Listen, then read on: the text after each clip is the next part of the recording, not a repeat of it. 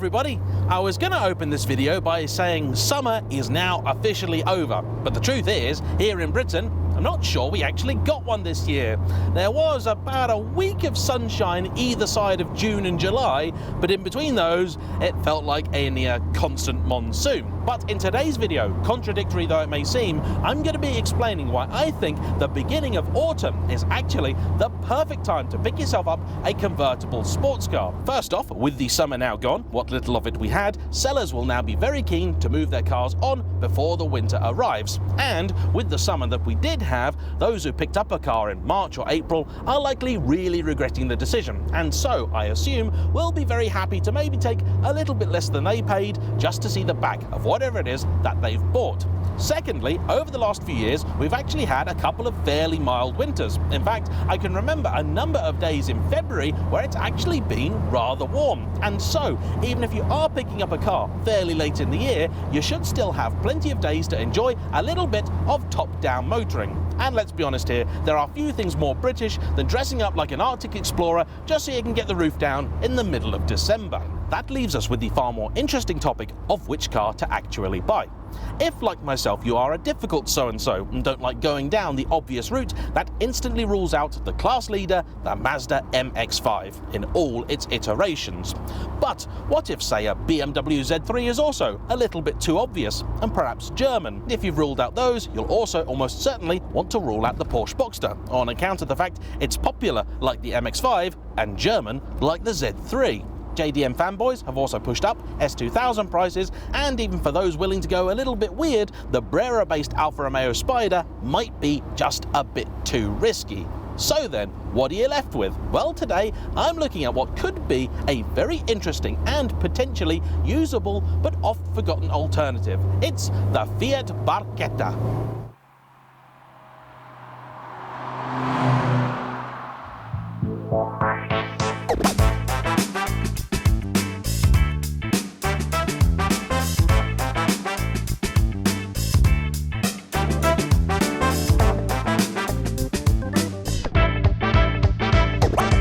The Barchetta story likely begins back in the early 1990s, when Fiat and a great number of other manufacturers would have been looking over at Mazda in wonder and thinking, how on earth have they managed this? It seemed almost certain that by the end of the 1980s, the sporty convertible was dead, to be replaced forever with the hot hatch. However, the arrival of the MX-5 proved to the world there was still an appetite for the small, fun and affordable sports car.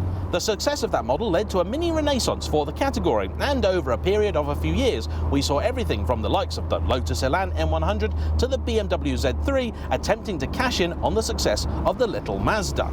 And, as I'm sure you've guessed, the Barchetta, which landed in 1995, was Fiat's take on the formula. Unfortunately for us petrol heads, unlike the much later Fiat 124, which underneath was an MX-5, this was about as far away as you could get. Granted, both of them had a 4-cylinder naturally aspirated up front. Here, a 1.8 litre with variable valve timing, the first for a Fiat, making just over 130 horsepower and 120 pound-foot of torque, or 164 Newton-meters. However, here endeth the similarities, because where the Mazda, in classic sports car fashion, drove the rear wheels, this drove the front. Where that car had a double wishbone suspension, front and rear, this instead had a McPherson strut and a rear trailing arm. Where that was built on a bespoke platform, this was a reworked version of the Fiat Punto.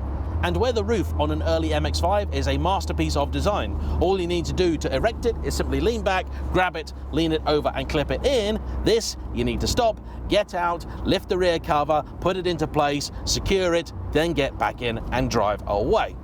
A lot of faff. Perhaps most bizarrely though, given the fact that two key markets for the small convertible sports car were Britain and Japan, they didn't ever sell it in right-hand drive. So despite the fact I'm currently sat on the left of this car, it was an original UK market vehicle. And I have to say, it's a magnificent example. The styling, I've got to say, I've never really paid that much attention to, but this early pre-facelift example is absolutely gorgeous. It's got a really unusual feel about it. The whole car from every angle is just a little bit different. The nice crease that runs from front to back really does give it a little bit of extra definition, and these early cars also have a front bumper which is quite distinctive, and I really like. The rear end is also very neat, tidy. I love the little square tail lights, and though it's a little bit tricksy because of the way that that roof works, when it's down, the car does look really rather nice. And I love the really cool two-stage door handles, though I dread to think what would happen if one of them ever broke. And it's the same inside too. This one has been optioned with leather. It's got plenty of exterior colour in it too, much like the Fiat Coupe of the same time. You've got a little metal gear knob down here, and it all does feel rather well put together. It might help that this car has just 19,000 miles on the clock. If you're currently looking at the picture I've just shown you and thinking, no James, you can't count, those are kilometres here. Much like a Lamborghini Countach, despite the fact this was a British market car, the odometer is still in kms. It has been brought to me by a lovely young chap called Aaron, who, like myself, is a fan of Italian machinery and also runs a classic car restoration business, Classic Car Solutions, over near Luton Airport. This is actually the second car of his that I've driven, the previous one being an also very yellow Abarth 595 Competizione. However, unlike that car, which everybody seems to love, and I've just never really got, this one just about nobody gets. However, I kinda like it. It is an odd looking duck, I'll give you that, and the left-hand drive bit is annoying, as is the fact it only makes 130 horsepower and in standard guise doesn't really sound all that exciting. This one has had a K&N air filter fitted and a slightly fruity exhaust, and to my ears now sounds just about perfect. You know it's something a little bit sporty, but it's not too shouty, and that for me is exactly how this should be. Visually, the only thing non-standard about this car is the wheels, which I think it actually quite suits, although the tyres are not the correct profile, so they do look just a little bit small. The reason for those being on the car, well, it came with the originals, but also near original tyres, which were well past their sell-by date, and as he had these lying around and they fit the car, he's put them on just until he can get new tyres on the original wheels. If you're watching this video because you're currently considering buying one of these cars, might I suggest that after you've finished watching this, that you head over to number 27, run by my good friend Jack, and watch his review, because only a couple of weeks ago he also got his hands on one of these, and like myself, he found it to be a very pleasant surprise. You see, I think both he and I were fairly convinced this was going to be one of those cars where the sole selling point is the fact it's interesting and it looks a little bit different. But actually, it's got a lot more to it. First off, the engine. No, it isn't the punchiest, but with that VVT, you've got a reasonable spread of power and torque, not that there is lots of either, and it's helped by a relatively low curb weight of just 1,060 kilos for cars like this, which do not have air conditioning. And this being an Italian car, I never believe quoted specifications, so I checked that weight and found it's actually relatively accurate. The 5-speed gearbox is also pretty good, the throw surprisingly short, the right amount of notchiness in it, and it's very easy to use. Even in 5th gear at 2,000 RPM, the engine still has plenty of pull, meaning that if you want to drive it in a more leisurely fashion, you can do so easily. You can tell that the suspension is trying to strike a blend between comfort and sportiness, and on the whole it does a reasonably decent job. There isn't an excessive amount of roll in the corners, certainly at lower speeds anyway, and across country roads it's not exactly cosseting, but neither is it crashy or unnecessarily firm. The steering, likewise, is fairly pleasant, and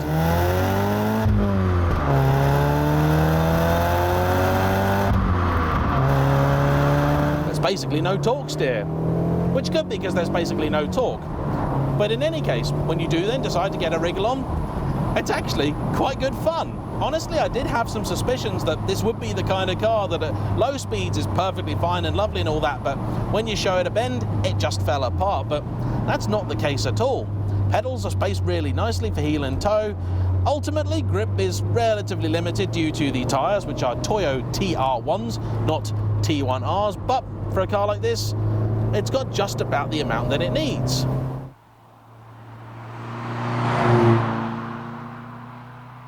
And I have to say, I'm also finding the overall pace of it far more adequate than I expected. But, as you might expect, there are a few downsides you need to be aware of. First off is the fact that this car certainly does not have any form of wind deflector, and so at higher speeds, 60 and above, it's quite blustery in here. The roof, like I said, does take a little bit of time to erect, and you have to be outside the car to do it. It's got a nice shape to it, though unfortunately it's made out of a really weird kind of PVC-like material with a plastic rear window. This one is in very good condition, but I can imagine that many of them are not. This being an old Italian car, corrosion is also something that you need to pay attention to because they do suffer from it. And the engines, in spite of not being particularly stressed, can also give you issues, particularly, I'm told, relating to the variable valve timing system. Much like many a Maserati and Ferrari, the variators apparently can be troublesome. The boot is surprisingly spacious, likely owing to the front-wheel drive layout, though this car, with its optional second airbag, doesn't have a glove box. Instead, you got a little sort of pocket in each door, which isn't really of much good to anybody. And if you are thinking of buying these, it's well worth doing a bit of reading because there were a number of different versions available, including the upmarket Riviera, which had a nice leather interior with a little bit of diamond stitching. An example of which I saw yesterday at Auto Alex's Shedfest, and a channel fan has that, so if you're watching, hello, Mr. Riviera Fiat Barchetta man. And ultimately, I'm fairly sure that a whole bunch of people are going to be put off by the simple fact these are left-hand drive, which I can totally understand, because although for normal driving duties and everything, it's not really a problem. The car's tiny, you can see out well enough, certainly with the roof down. If the roof is up, it's not going to be quite so great, and for basic stuff like collecting tickets from car parks, so on and so forth, it's just going to be annoying. But if you are willing to put up with a little bit of Italian weirdness, this, I think, is a genuinely interesting car that's relatively usable, you don't see many of, and I think is well worth your consideration. Sure, an MX-5 is likely going to be easier to live with. Same goes for a Z3, and one of those would be a lot quicker, but also heavier. They drive very, very different. This actually feels a lot more solid than one of those. There's nowhere near as much scuttle shake. In fact, I've detected little to none of it. I'm really, really quite impressed.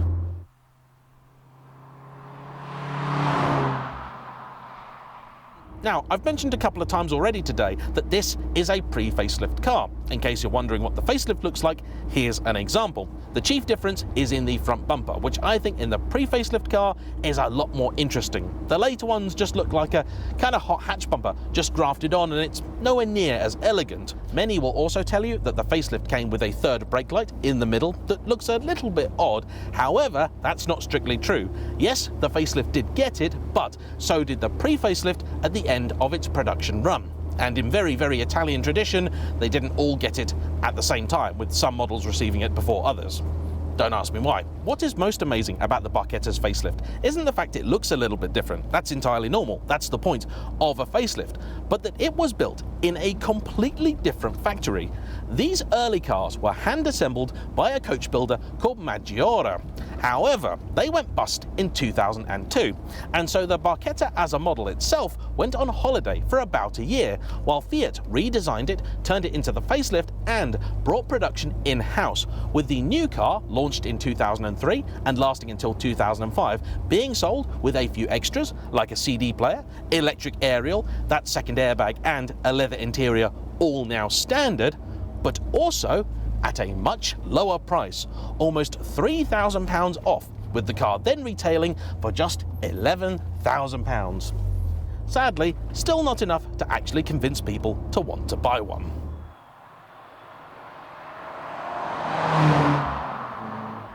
And best of all, despite the relative rarity, with just 58,000 being made worldwide, on account of the fact the market has almost always ignored them, they're still relatively good value, with £3,000 just about getting you into a runner that will need some work, and £5,000 getting you a decent car, with £7,000 to £10,000 getting you a very good one. So I think it's certainly a car worth thinking about. In any case, I want to say a big thanks to Aaron for bringing it out, and as ever, to you for watching. Don't forget to hit the like button, comment down below, and subscribe if you haven't already. I'll see you for the next one. Bye-bye.